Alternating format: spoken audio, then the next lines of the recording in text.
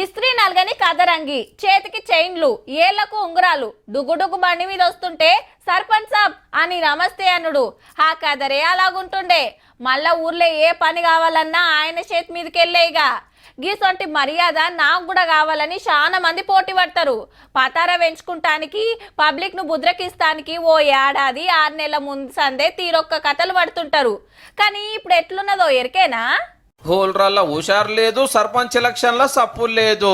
నెల 2 నెలల ఓట్లను ప్రచారం అవుతున్నా జోషాగు పడతలేదు. పంచాయతీ ఎన్నికలకు పైసల బుగులు పట్టుకున్నది. మళ్ళా ఇంత దగ్గరకు వచ్చినందుకు ఈ పాటికి క్యాండిడేట్లను ఎన్నుకున్నాడు. లోపల ప్రచారము, పదవి అర్రాస్ పాటలు, బెట్టింగ్లు, సిట్టింగ్లు గట్టిగా ఉండాలి. కానీ మనోళ్ళు వెనక పట్టు పడుతున్నారు.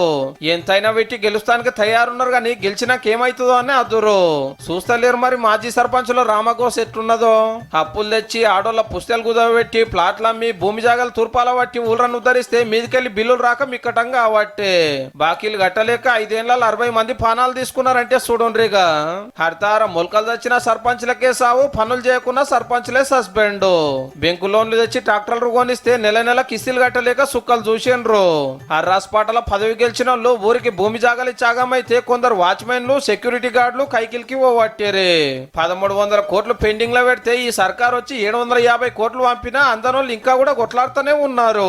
ప్రజలతో ఎన్నుకోబడి ఒక 5 సంవత్సరాలు ప్రజల కోసం పనిచేసి అప్పుల పాలై భార్యల మీద పుస్తకాలు బంగారం అమ్ముకొని సకాలంలో బిల్లు రాక భార్య పిల్లల మీద ఉన్నటువంటి బంగారాన్ని కుదబెట్టి కూడా ఆస్తులను కూడా అమ్ముకొని భూమి జాగాలను అమ్ముకొని గల్లీలో పనులు చేసిన వాళ్ళు అప్పుల పాలైతే ఎలక్ట్రోల్ పోయి ఢిల్లీలో అవార్డులు తెచ్చుకున్నారు. అంత మా గొప్పతనమేనని ఆఖరికి అసెంబ్లీలో కూడా లొల్లాయే పాత బిల్లు మీద.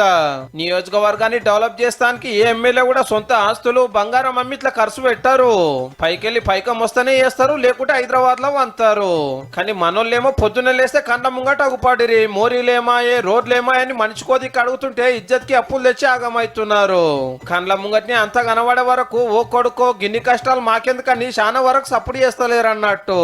ఎలక్షన్లు దగ్గర పడుతుంటే ఎట్లుంటుందో గానీ సర్పంచ్ సాబ్ అనేది పోయి అయ్యో సర్పంచ్ అనే కాడికి వచ్చింది పో.